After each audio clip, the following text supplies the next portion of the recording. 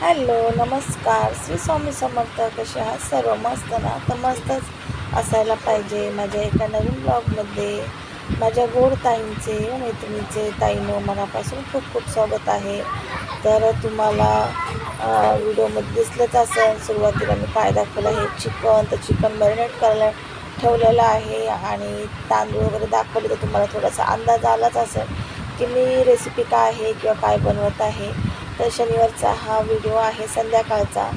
तर साहित्य सर्व बघून तुम्हाला लक्षात आलंच असेल की मी बनवत आहे बिर्याणी. मस्त अशी साधी सिंपल झटपट पद्धतीने बनणारी, पटकन आणि कमीत कमी साहित्यामध्ये बनवली आहे चिकनची बिर्याणी. तर इथं साहित्य किंवा कृती तर तुम्हाला दिसतच आहे, पण साहित्य किंवा रेसिपी पूर्ण मी सांगत नाही, फक्त रेसिपी काय आहे ते सांगितलेलं आहे. तुम्ही रेसिपी एन्जॉय करा, मी तुमच्यासोबत गप्पा मारते. तर आज गप्पा मारूया. रेसिपी झालेली आहे भरपूर वेळेस चिकनची बिर्याणी, म्हणजे चिकन बिर्याणीची साधी बिर्याणी पण झालेली आहे किंवा दम बिर्याणी झालेली आहे. त्याच्यामुळं ना मी आज रेसिपी वगैरे सांगत नाही. रेसिपी काल ही बनवली होती चिकन बिर्याणीची, तर म्हणले चला आज आपण रेसिपी तर झालेली आहे तर रेसिपी दाखवूया, पण आज आपण थोड्याशा गप्पा करूया. खूप दिवस झाले अशा गप्पा मारलेल्याच नाही आहे. तर असं तुम्ही रेसिपी पण एन्जॉय करा आणि गप्पा पण एन्जॉय करा. चला, तर आता दिवाळी वगैरे झालेली आहे, तर खूप असे कामं वगैरे प्रत्येकीलाच पडलेले असेल. डबे हे ते सर्व पसारा तर माझं इथेच झालेलं आहे. आता सर्व संपल्याशिवाय आपल्याला सर्व घासता येणार नाही. आणि त्यातच नारळ वगैरे पण होते. त्या दिवशी कालच्या व्हिडिओ तुम्हाला दाखवले, नारळ वगैरे फोडून ठेवले. बाहेर गेलो होतो तर बाहेरून आल्यावरती रात्रीच नारळ वगैरे फोडून किंवा खोबरं किसून ठेवलेलं आहे फ्रीजमध्ये.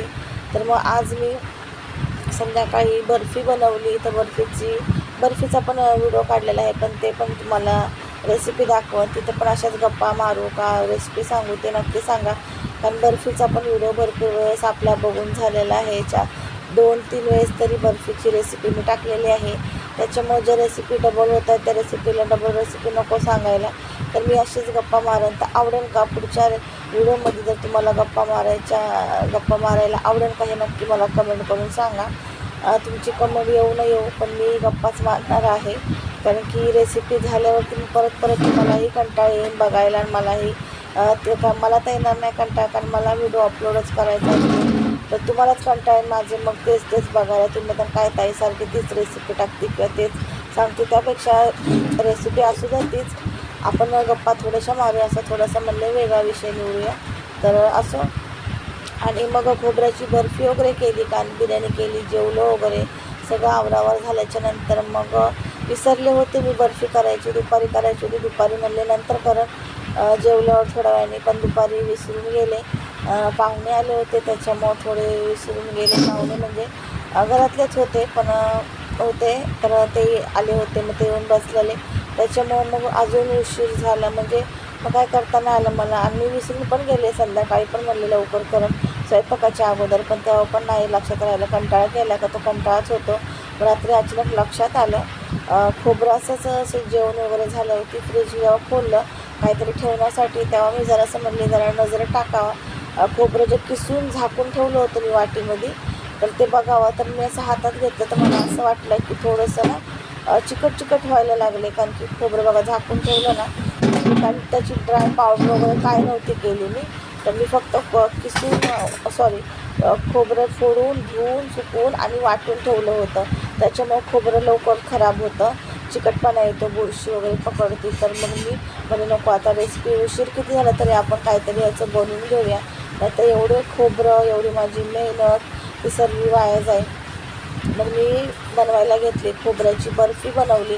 त्याचासुद्धा व्हिडिओ शूट केलेला आहे आणि तोसुद्धा व्हिडिओ तुम्हाला लवकरच येईल, उद्या किंवा परवा येईल.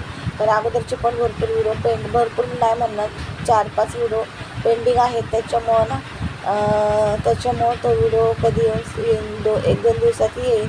आणि व्हिडिओ ताईंनो आवडतात की नाही नक्की मला कमेंट करून सांगा. जर व्हिडिओ आवडत असेल, रेसिपी आवडत असेल, ब्लॉग आवडत असेल, तर नक्की कमेंट करून सांगा. म्हणजे मी जे व्हिडिओ मी टाकेन, आणि चॅनलला सबस्क्राईब करा आणि लाईक पण करा, म्हणजे मी जे व्हिडिओ टाकेन ते तुमच्यापर्यंत सर्वात पहिले पोचण्यास मदत होईल. आणि तुमची दिवाळी कशी झाली, कशी गेली, तुम्ही कशाप्रकारे साजरी केली, एन्जॉय वगैरे सर्व नक्कीच केलं असणार. नक्की मला कमेंट करून सांगा. माझी दिवाळी खूप छान आणि मस्त गेली आणि एन्जॉय वगैरे भरपूर असं केलं, घरातल्या घरातच पण खूप छान असं एन्जॉय केलं आणि मस्त अशी दिवाळी झाली होती. आणि बघू शकताय